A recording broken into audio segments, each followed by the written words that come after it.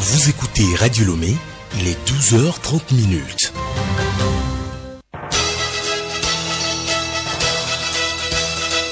Le journal Hélène Assabi. Mesdames et messieurs, bonjour et merci de nous rejoindre pour le journal. Au sommaire, les députés togolais rendent hommage à feu Fambari Ouattara Nachamba, décédé le 15 octobre dernier. Une cérémonie de dépôt de gerbe devant la dépouille mortelle s'est déroulée ce matin à l'Assemblée nationale. Lutte contre la prolifération des faux médicaments au Togo, l'association togolaise des consommateurs ATC s'y engage. Un forum national s'est ouvert ce matin à Lomé. Les participants recherchent les voies et moyens pour endiguer le phénomène. Crise préélectorale en Côte d'Ivoire, l'opposition refuse les propositions du gouvernement sur la commission électorale indépendante et maintient son mot d'ordre de désobéissance civile. Elle réclame toujours le retrait de la candidature du président sortant Alassane Ouattara. Soit football, les promoteurs de centres de formation continuent d'espérer un lendemain meilleur après l'élection des bureaux de district et ligue. À Lomé, le centre Ouara apporte son expertise aux élus.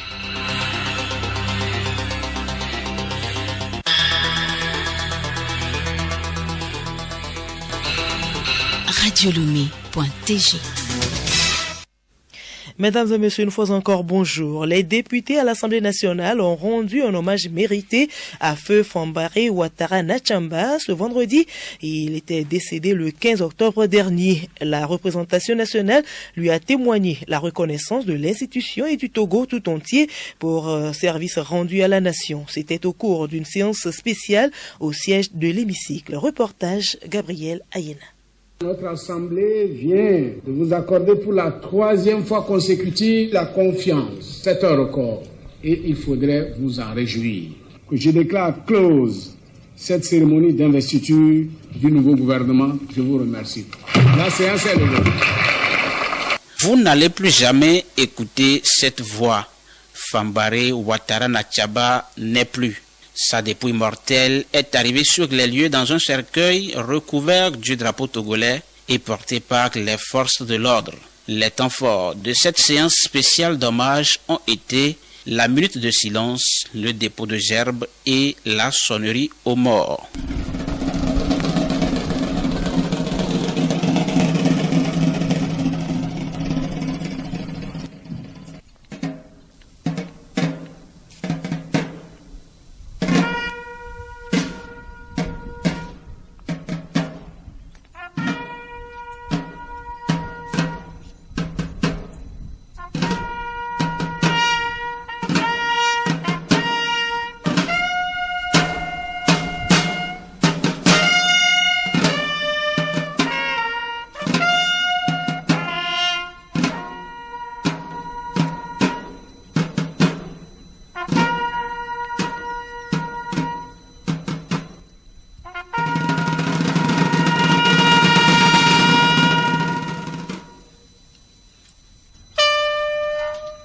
Après les hommages de l'Assemblée nationale rendus par la présidente Chantal Yawa Djibouti Tchegan. Réformateur dans l'âme, partout où il a exercé de hautes responsabilités. Il a prouvé notamment comme professeur à l'université, il a prouvé comme ministre, il a prouvé en tant que président de l'Assemblée nationale. Orateur d'exception, Ouattara Fambari Nachamba se fait vite remarquer par une irremplaçable et profonde conviction. Son implication dans la vie politique nationale, marquée du sceau des batailles politiques difficiles, a fait de lui ce parlementaire actif apprécié pour sa solidité et sa ténacité. Tel fut Ouattara Fambari Nachamba. Permettez-moi en ce moment d'émotion intense de réitérer l'expression de ma profonde compassion et les condoléances émues de toute la représentation nationale à la famille éplorée. L'ancien président de l'Assemblée nationale Fambaré Ouattara Nachaba a été pour plusieurs un exemple grâce à des valeurs que lui reconnaissent ici les anciens présidents de l'Assemblée nationale, Abbas Bonfo et Dama Dramani. En tant que président de l'Assemblée nationale, il a marqué son passage en faisant remarquer que l'Assemblée nationale est une institution de la République. Il a sa place dans le schéma institutionnel de notre pays. Il a fait de son mieux pour faire progresser la législature. Nachaba, c'est un grand homme qui s'en est allé. Pour moi spécialement, Nachaba n'est pas mort. Il est avec nous. Il a laissé beaucoup de choses. Les collaborateurs, eux, se souviennent d'un grand homme, un innovateur, un créateur d'idées. Professeur David Oladokoun, ancien directeur de cabinet de l'illustre disparu. C'est un homme d'État plein de talent, un homme d'État qui a une vision. En parlant de vision, il a été d'ailleurs l'architecte de la conception de ce projet de l'Assemblée nationale, cet édifice que nous avons. C'est avec lui qu'on a commencé par tracer l'avant-projet de cet immeuble. Fambaré Ouattara Nachaba, homme politique de son État, fut professeur de droit à l'Université de Lomé et président de l'Assemblée nationale de 2000 à 2005 sous feu président Gnassingbé et Adema. Il est décédé le 15 octobre dernier à l'âge de 75 ans. Les honneurs militaires à l'illustre disparu à l'arrivée comme au départ de la dépouille mortelle ont été rendus par un détachement de la gendarmerie nationale et de la musique principale des forces armées togolaises placé sous les ordres du lieutenant Sambiani Dambé. L'ambiance au cours de la cérémonie d'hommage a été entretenue par la chorale à venir de l'université de Lomé.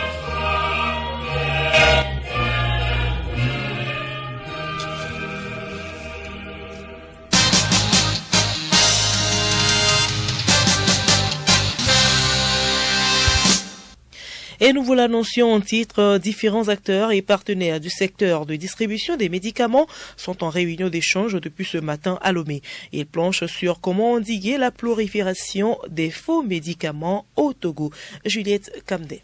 Ils sont médecins, pharmaciens, organisations de la société civile, journalistes, autorités locales, représentants des autorités administratives, parlementaires, et autres acteurs présents à ce forum national sur les faux médicaments au Togo. La rencontre qu'organise l'Association togolaise des consommateurs ATC se veut un creuset d'idées sur les propositions pratiques et concrètes aux décideurs pour la réduction de la circulation des faux médicaments. Fridolin Kofi Adonsou, chargé des affaires juridiques à l'ATC. Le phénomène des faux médicaments prend de l'ampleur dans notre pays. Et aujourd'hui, selon les sources officielles, au premier trimestre 2018, environ 85 tonnes de faux médicaments ont été saisis. Donc il y a question de réveiller un peu les consciences, de mener des plaidoyers auprès des autorités, des parlementaires, pour que des actions fortes soient menées en vue d'éradiquer ce phénomène. Le forum se penchera exclusivement sur comment faire pour une meilleure traçabilité, pour protéger le consommateur, pour préserver, sauvegarder les droits des consommateurs en matière de médicaments. L'objectif de l'ATC était de faire en sorte que le consommateur, en allant acheter le médicament, achète du médicament et non un poison. En dehors du plaidoyer amené après cette rencontre, l'ATC compte organiser des sessions d'information et de sensibilisation sur les dangers liés aux faux médicaments. Fridolin Adonsou. Le premier niveau de danger, c'est que en allant acheter, le produit est soit falsifié. Ça veut dire que le produit ne répond pas à vos attentes. Vous êtes malade, mais vous n'allez pas être soigné. Soit le principe actif existe, mais en faible dose. Ça veut dire que vous allez développer après des résistances et après, quand vous tomberez malade, les médicaments ne peuvent plus vous soigner.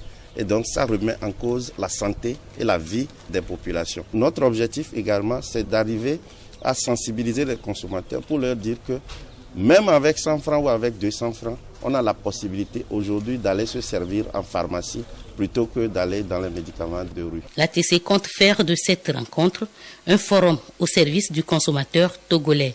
Elle doit permettre des échanges d'informations, d'expériences, de bonnes pratiques, d'idées novatrices pour des plaidoyers en vue d'éradiquer le phénomène du faux médicament au Togo.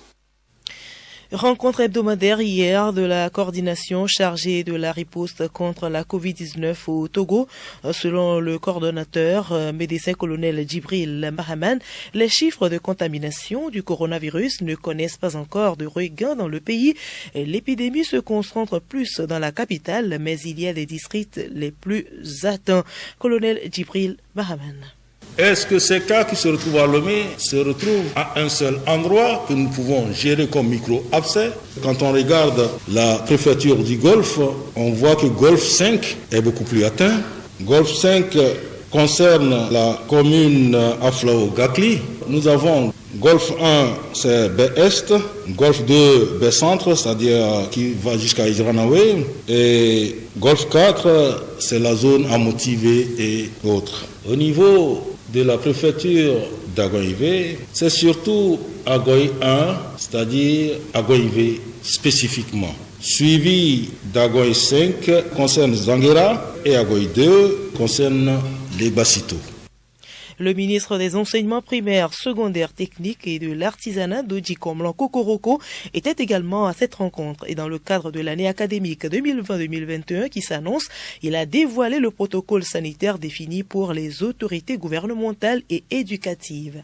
De concert avec les acteurs du système éducatif. Nous avons mis l'accent sur la dimension pédagogique. Devant le gap du personnel enseignant et d'encadrement, l'Institut national des sciences de l'éducation, avec l'appui de nos inspecteurs et de nos directeurs régionaux de l'enseignement, formait des groupes cibles, c'est-à-dire la formation des formateurs sur les nouvelles tendances de l'enseigner autrement. Et dans le cadre de cette rentrée sécurisée, il est demandé aux directeurs régionaux de l'enseignement, tout comme aux inspecteurs et aux chefs d'établissement, à travers des fonds dédiés, notamment les fonds sur la gratuité de l'école et les frais d'inscription, que chaque chef d'établissement, sous le contrôle des inspecteurs et des directeurs régionaux, puisse doter leur établissement de lave-mains et accessoires. La problématique des masques est également au cœur des débats de notre société.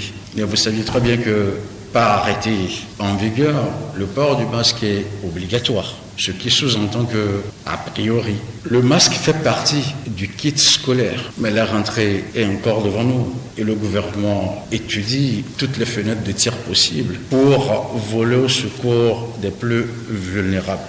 Il est vrai que nous avons un manque en infrastructure scolaire. Le gouvernement en est conscient. Et dans la feuille de route du ministère, il y a deux axes majeurs. L'amélioration de la qualité de l'enseignement et la construction de bâtiments scolaires aux normes. Dans le sillage du prochain championnat de l'UFOA au Togo, le coordonnateur a rassuré être en discussion avec les acteurs du secteur sur la possibilité de la repousse des activités sportives. Et pour finir, professeur Djibril Mahaman appelle tous les Togolais à plus de vigilance pour éviter une éventuelle explosion de la maladie au Togo. Et justement, voici la situation du coronavirus à la date du 22 octobre 2020 à 19h22. 19 des 1008 personnes testées sont positives, portant le nombre total de cas positifs à 2139 avec 1574 personnes guéries. Un décès a été enregistré hier, portant le nombre total de décès à 52. Le nombre de cas actifs est de 513. Un total de 110 968 tests de laboratoire ont été effectués sur toute l'étendue du territoire national.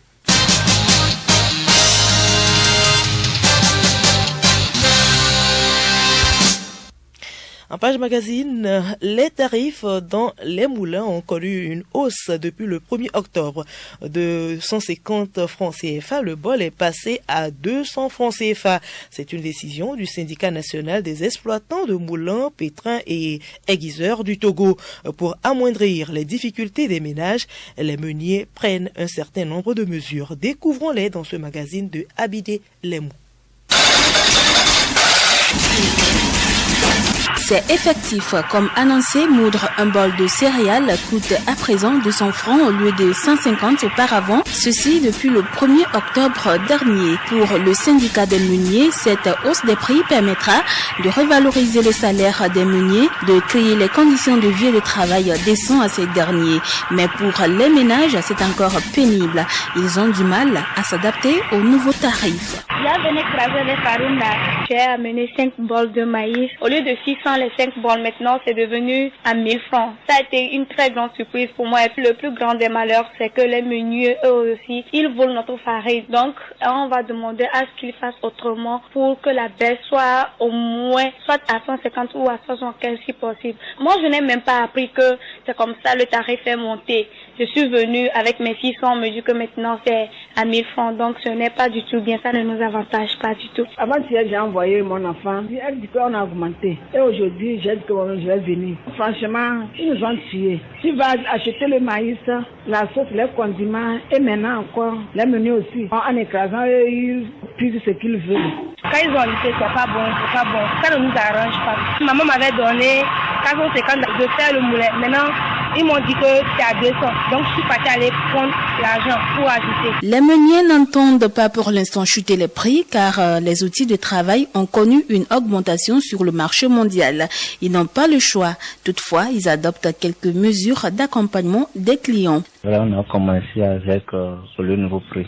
Les femmes n'acceptent pas, mais avec l'explication, elles comprennent. Les gens disent que les menus vaut la farine, mais ce n'est pas tout le monde. Si tu as dit la vérité, ça n'est pas trop versé par terre. Mais si tu mens, lui a des pètes sur le compteur. C'est pourquoi si tu dis la vérité, bon, il va te faire ça bon. Non, on n'a pas autrement fait. Comme c'est les syndicats qui ont amené le tarif, bon, nous ne pouvons rien faire. Et de deux, les choses sont très chères. Comme les frontières sont fermées, on ne trouve pas les dents et d'autres pièces que nous avons besoin. C'est pourquoi nous n'avons rien à faire d'autre que ça. Mais nous allons essayer pour qu'elles n'auront pas trop de difficultés à écraser ça. Un bol à 200. Quand toi tu serais en train de moudre à 200, d'autres meuniers vont le faire à 150. Mais si quelqu'un fait ça, le syndicat doit l'arrêter. Désormais, le client doit mesurer les céréales apportées devant le meunier. S'il refuse, il peut partir avec ses céréales. Voilà la situation qui s'impose à nous tous. Vivement que les voix s'accordent afin d'améliorer les conditions de vie de nous tous.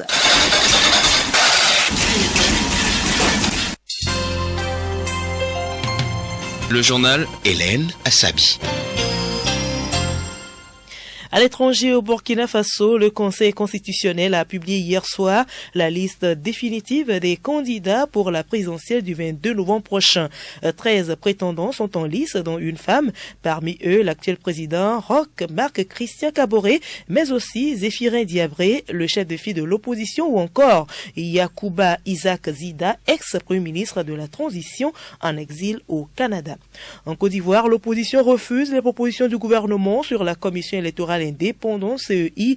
Le gouvernement ivoirien a fait un geste en proposant des aménagements de la CEI et hier, l'opposition lui a opposé une fin de non-recevoir et maintient son mot d'ordre de désobéissance civile. Charlotte Ahar.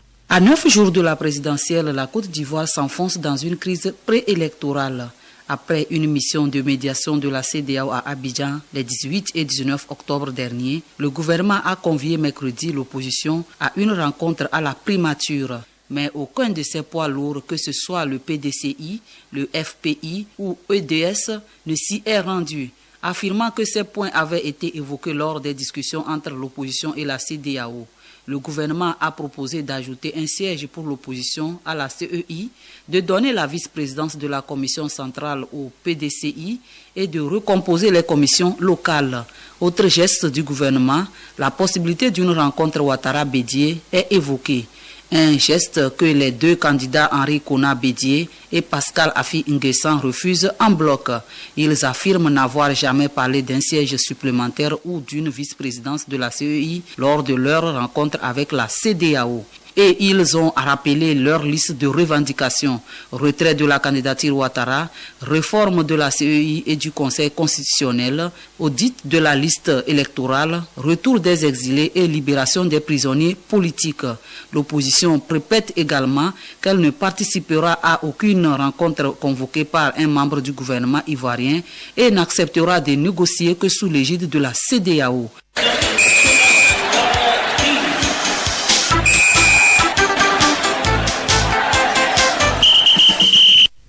Sport football, les résultats des coupes continentales en Europe et en Afrique meublent cette page des sports. Solim Lemou entame avec le souhait d'une meilleure attaque entre les académies et les bureaux de district récemment élus.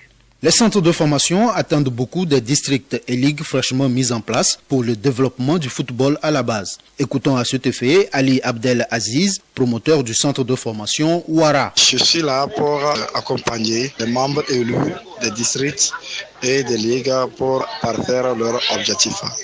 Nous allons nous associer, apporter nos idées, apporter notre savoir-faire, aussi bien au sein des clubs et des équipes et des centres de formation qu'au niveau de la district et des ligues quand il faut. Bonne nouvelle pour le football togolais. Après Wilson Akakbo, c'est le tour de Donou Junior de déposer ses valises en Irak, plus précisément dans le club de première division d'Amanat Bagdad Sporting Club. L'ex-milieu de terrain de Maranatha de Fiokpo est lié au club pour une saison et débutera sa campagne avec son club le 26 octobre prochain. La demi-finale retour de la Ligue africaine des champions entre le Zamalek d'Égypte et le Raja Casablanca du Maroc ne pourra pas avoir lieu comme prévu.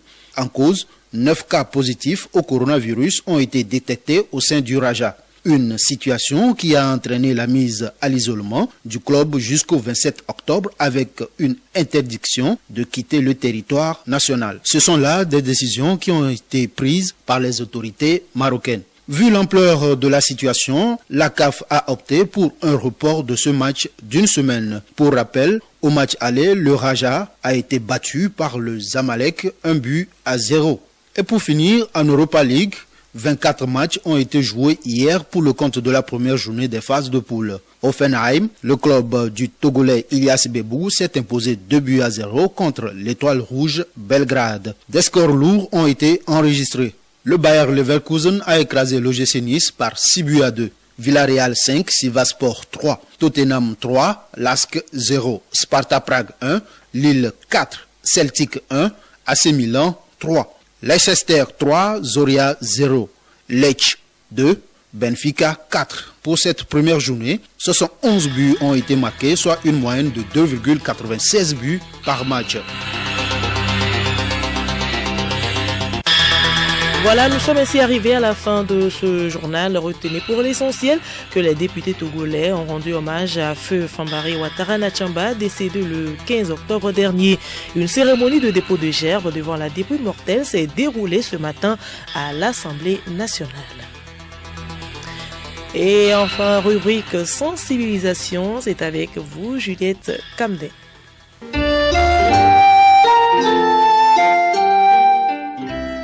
La prévention de la Covid-19 impose le port de masques, la distanciation physique, la limitation des rassemblements familiaux, amicaux, associatifs et autres.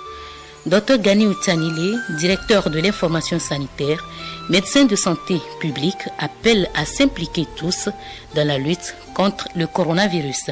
Le gouvernement seul ne peut pas arriver à bout de cette épidémie. Chacun à son niveau, individuellement ou collectivement, doit participer à cette lutte. Qui que vous soyez, votre contribution est importante, sinon nécessaire, pour arriver à bout de cette lutte. Dr Chanile, le souci majeur également, aujourd'hui, c'est le cas des porteurs asymptomatiques.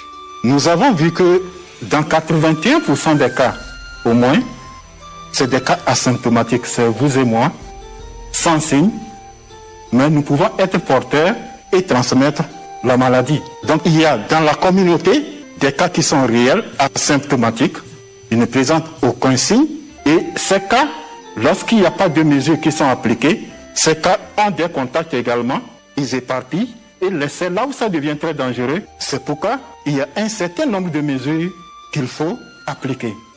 Aussi correctement possible que nous respecterons les mesures barrières, aussi vite nous briserons la chaîne de contamination.